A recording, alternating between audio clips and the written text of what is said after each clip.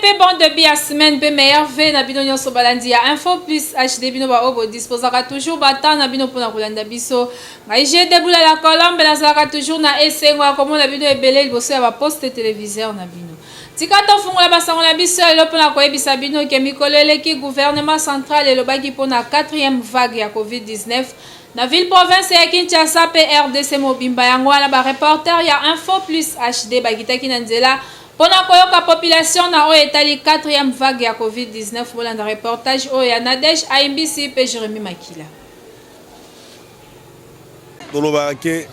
La santé n'a pas de prix. Tout d'abord, il faut préserver la santé. Makambo so ekuya après. Bon, ce qui balobi que tous doivent mesures préventives et ça bien pour tous yango parce que la vie n'a pas de prix. La vie n'a pas de prix. Il faut quand même ceux qui tous na bon moi makambo so ekuya kaka.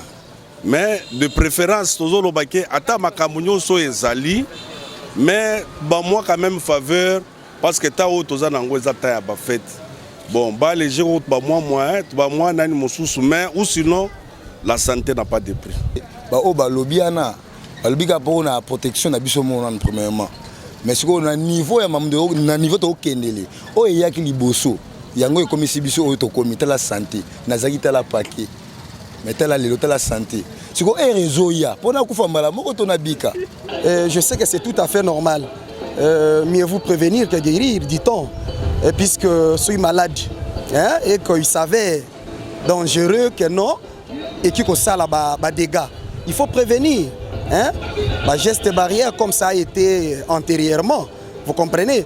Mais quitte à ce que, puisque dans l'application ou effectivité sur le terrain, il y a agents, n'est-ce pas, disons, de l'ordre qui sont censés veiller par rapport à ça. Mais si on a vu que les gens awa eza vraiment malam penza te faut en plus pour na batu ba uta li bandes la rigueur penza na niveau ba frontière na biso c'est tout na ba pays au baza déjà touché na maladie wana alors pour na biso na mboka wa eza na malam parce que na mboka na biso ceux qui le même maladie na ezala ki nango ezali pe mais c'est ko eza penza comme ezo sama na potote ngi yango toninga ke batu ba uta li banda baza la penza un peu surveiller strictement ndé après awa makambo ko sala manambo. A message toujours kozala sur terrain pour la sensibiliser population ya commune na o etalikin bopeto o ezali vision ya gouverneur de la ville Jantiningo Bilamba kaye nani champion mopanga bourgmestre ya commune ya Mongafula azalaka kaka ye moko na ville province ya Kinshasa bourgmestre oyo akota na vision ya gouverneur de la ville Jantiningo Bilamba ye nani champion mopanga bourgmestre ya commune ya Mongafula na bolingo oyo azalaka nango pona commune na ye amesana chaque samedi kozala sur terrain pona kosala talongo pe côté ya population ya commune na ye na oyo etali kin bopeto.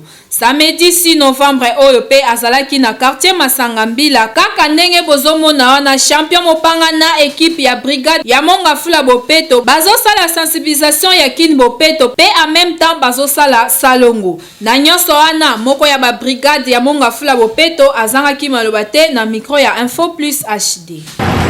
Gouverneur de la ville champion Kopagani Jantiningo Bila après ça restriction était qui les à la bopeto alors champion Kopanga bourgmestre na biso avec comme motivation pour samedi ko za ko oyo to kizaki ya na problème moko awa Masangambila ezali pe na descente donc mais autres na mer canon dépôt so que hier ezali ko kamati sur esika oyo alors esika oyo ko senga ete bourgmestre na biso Mongafula ye na biso ba mituko ya tete to moni na matali ba la po ete baya ba me ko kire oyo tata kire ya maboko exercice bana usala kaka donc usala difficulté mingi pour usala musala.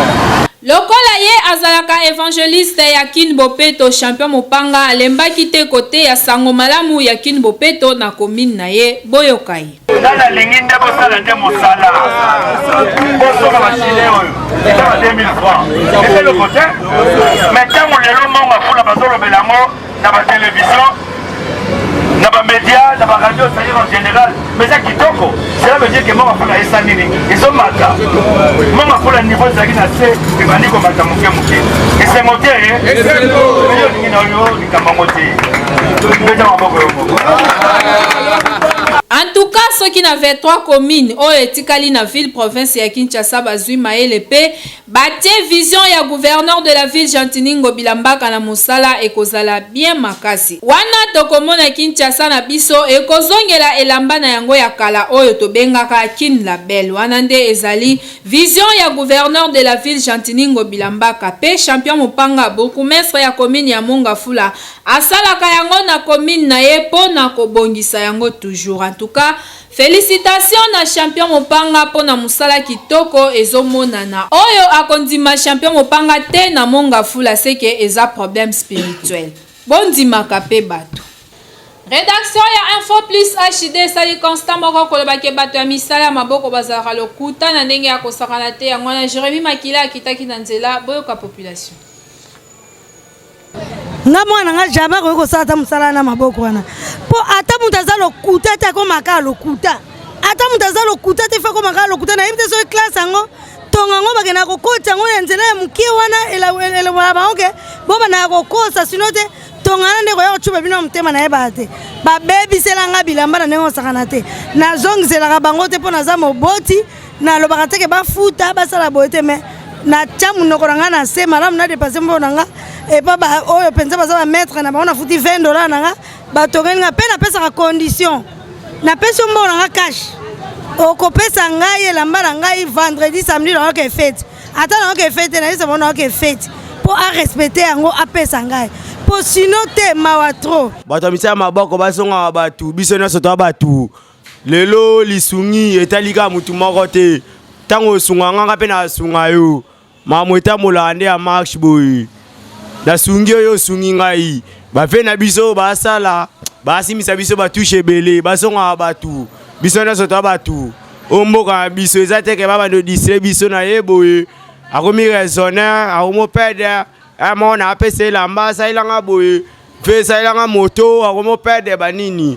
ezala boyete ya boyete bosonga batu fe biso na soto batu okishasa mboka na biso ezate ko salanga mabe toba tu toba congolais to sunga na biso na biso ezate ka omi pede banini boyete tolembi ve tolembi bosunga biso batomisa maboko vraiment lokuta na bango elekina ya satana okopesa ye eloko no lelo bo fixer rendez-vous no yaka mardi ne toza lundi boye yaka mardi na 7h okoy mardi 7h non na sana te patienter zela mercredi et comme jeudi vendredi donc yango baloba ke lokuta batika yango batomisa maboko to koka bango te tozo comprendre te ezani nzamba luka biso solution pour na bango donc degré okosa wana nga na kosa me ba komo lekisa niveau et l'équipe fort bon luka solution pour na bango ko nzamba zo kipete l'état azota solution pour na bango na tour na bango pe bato ya misala ya maboko tant bayoka ki bato bakondana ki bango ke bazalaka lokuta boyoka réponse na bango na micro ya Léonce Ngimbi pe Jérémy Makila. Kinshasa la capitale etondisami na kita pe na batu oyo batondi na boyebi mingi pe ba oyo bazali na talent na maboko na bango. Kasi mingi tobengaka bango batu ya misala ya maboko. Ya pasi ezali ke bayebani mingi awa na mboka na biso ke bazalaka seriete oyo etali mosala na bango. Kutu soki lokuta eleki ekoma slogan ya population congolaise soki marché ou affaire moko to pe mutu akosi yo okoyoka boni lokuta lokola batu ya misala maboko kasi na ngambo na bango bazangaki maloba te pona ko défendre personnalité to pe mosala na bango.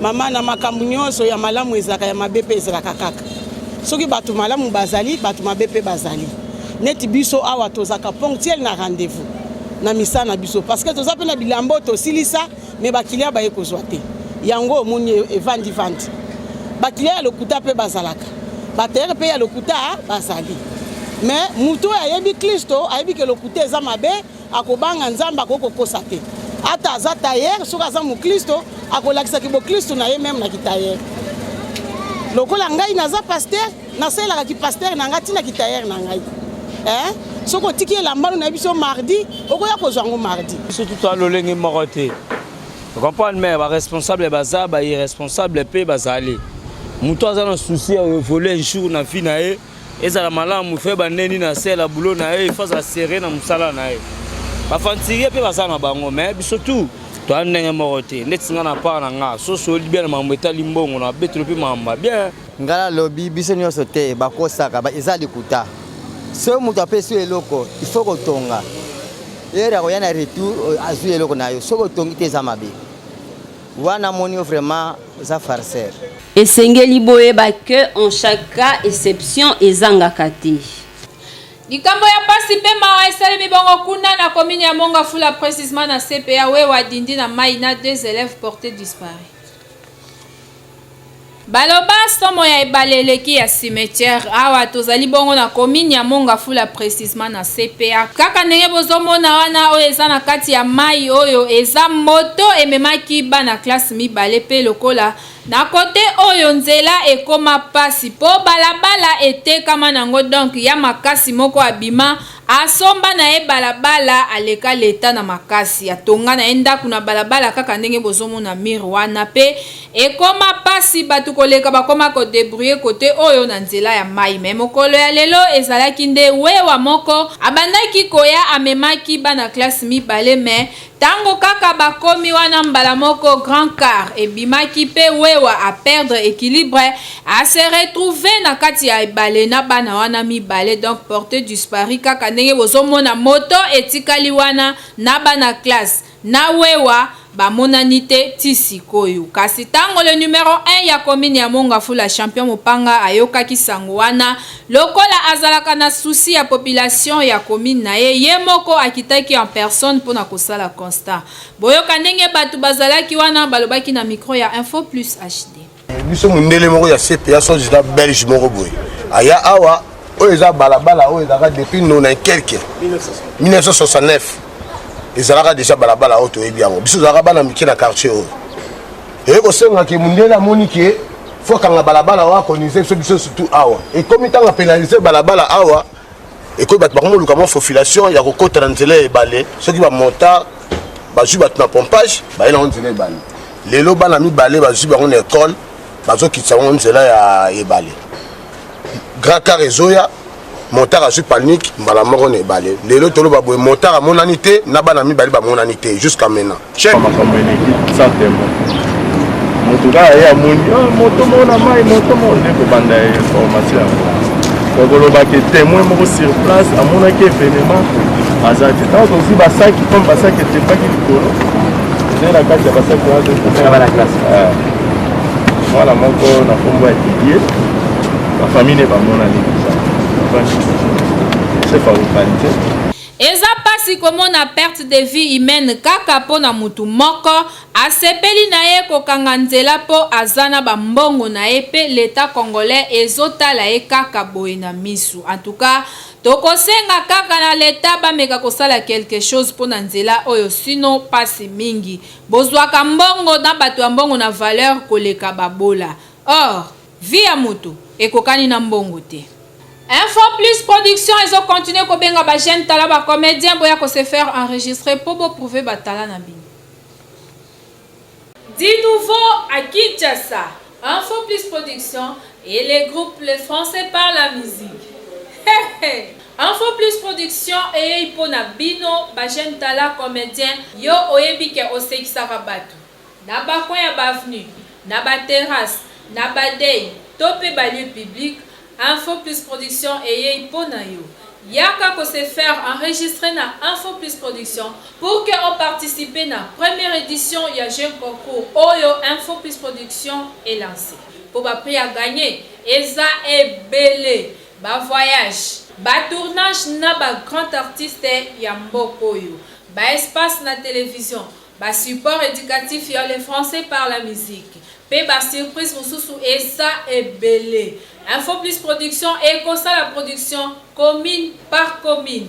Pour se faire enregistrer na Info Plus Production, yaka na numéro 38 avenue Kisangani, la commune Yangaba référence maison communale Yangaba. D'où obengi bango na ba numéro oyo eza affiché. Wana okozwa Info Plus Production. Yaka oprouver talent na yo car les places sont limitées. Le foodie français est un album ya bande quoi les français par la musique batien a marché pour améliorer la langue française na minoko na biso. Bolanda extrait na yang.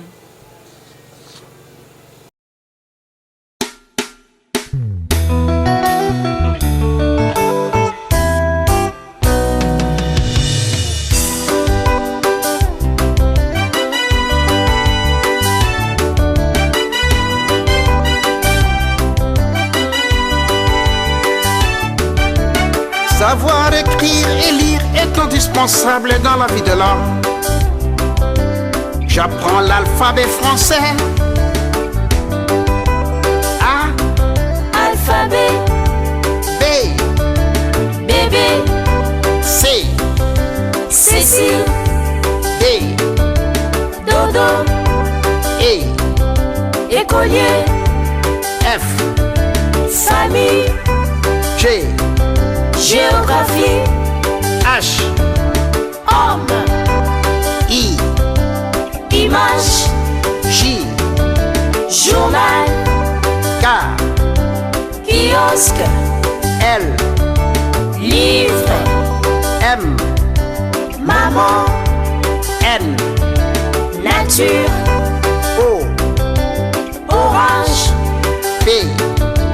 Papa. Qui. Quartier. R. Rivière. S. Santé. T. Tambour. U. Usine. V. Valise. W. Wallon. X. Xylophone. Y. Yahoo. Z. Zèbre. L'alphabet français a 26 lettres. Je m'en vais citer les 26 lettres de l'alphabet français. A, B, C, D, E, F, G, H, I, J, K, L, M, N, O, P, Q, R, S, T, U, V, W, X, Y, Z.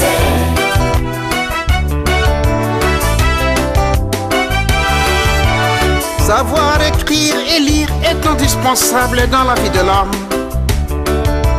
A, B, C, D, E, F, G, H, I, J, K, L, M, N, O, P, Q, R, S, T, U, V, W, X, Y, Z. L'alphabet français a 6 voyelles. A, E, I, O, U, Y. A, E, U, O, U, Y. A, E, I, O. Savoir écrire et lire est indispensable dans la vie de l'homme.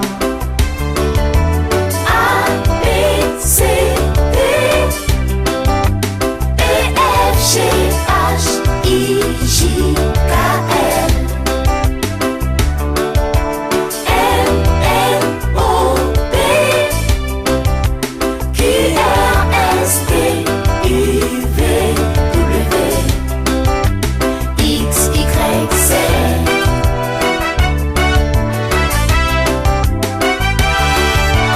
A, B, C, D, E, F, G, H, I, J, K, L, M, N, O, P, Q, R, S, T, U, V, W, X, Y, Z.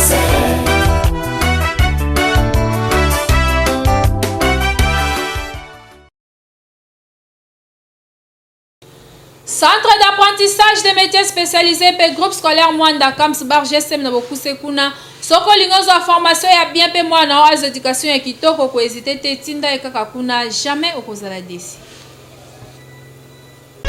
Pour lutter contre le vagabondage, le banditisme et le chômage, CAMS GSM, initié par Florent Dokimwanda, met à votre disposition un centre d'apprentissage professionnel dénommé GSM CAMS, centre d'apprentissage de métiers spécialisés, avec comme option conduite automobile, mécanique auto, esthétique et coiffure, la coupe et couture, l'hôtellerie, les langues, l'informatique. Aussi pour l'éducation formelle de tous vos enfants, futurs cadres de la République démocratique du Congo, voici les groupes scolaires Mwanda CAMS, cadre idéal pour l'éducation et la formation intellectuelle de tous vos enfants. D'ajouter un internat digne de son nom et une école de foot pour développer les talents footballistiques de tous vos enfants. Contact 081 518 70 95. Référence Université de Kinshasa, voire plateau des professeurs. GSM CAMS est mon choix. Pona koyeba mingi na oyo etali CAMS bar GSM tokutana kibongo na DG Florent Dokimwanda apesi ba précision bolanda.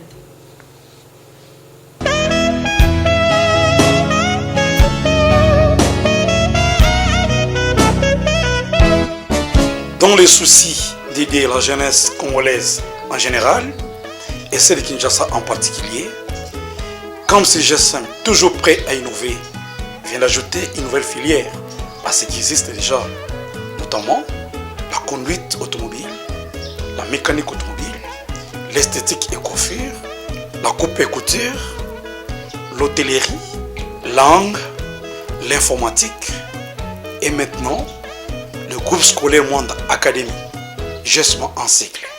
Le groupe scolaire Mwanda Academy, c'est une école de foot dont nous venons d'insérer dans les autres filières qui existent déjà. Aujourd'hui, parler du football sans toutefois passer par l'académie, ce n'est qu'une aventure simple et surtout sans avenir.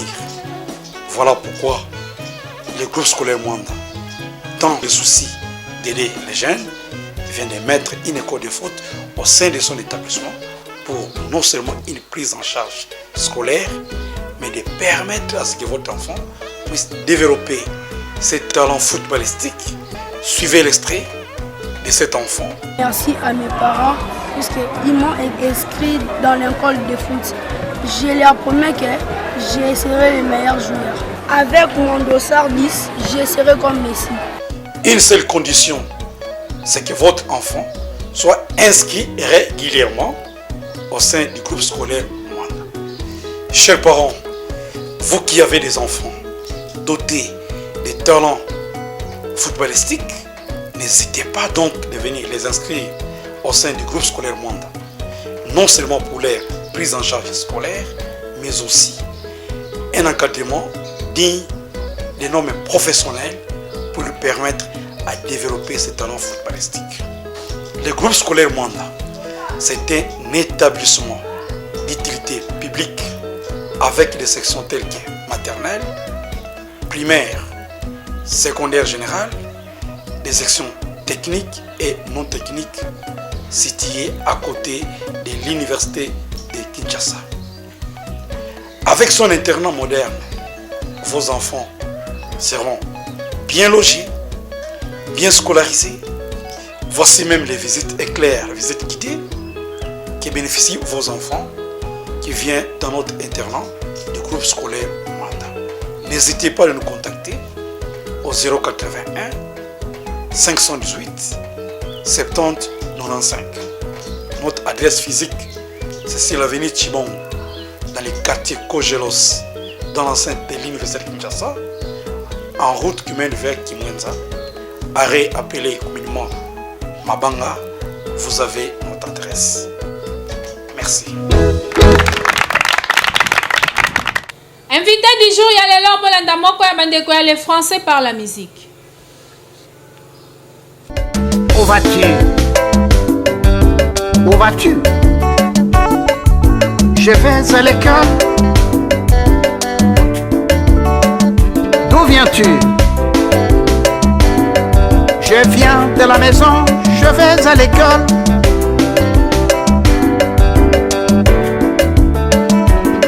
Où vas-tu? Je vais à l'école. Je viens de la maison, je vais à l'école. La préposition A indique la destination ou la direction. La préposition D indique la provenance ou l'origine. Bonjour les enfants. Ce morceau que nous venons d'écouter nous enseigne l'emploi des prépositions A et D. Souvent, l'emploi de ces prépositions pose des problèmes à nos enfants. Il y a deux questions qui sont posées à un élève les matins. La première, c'est « Où vas-tu » Et la deuxième question, c'est « D'où viens-tu » L'enfant répond à la première question. On lui pose « Où vas-tu » Je vais à l'école. D'où viens-tu? Je viens de la maison. Nous avons des prépositions qui s'emploient différemment. La préposition A indique la destination et la préposition D indique l'origine.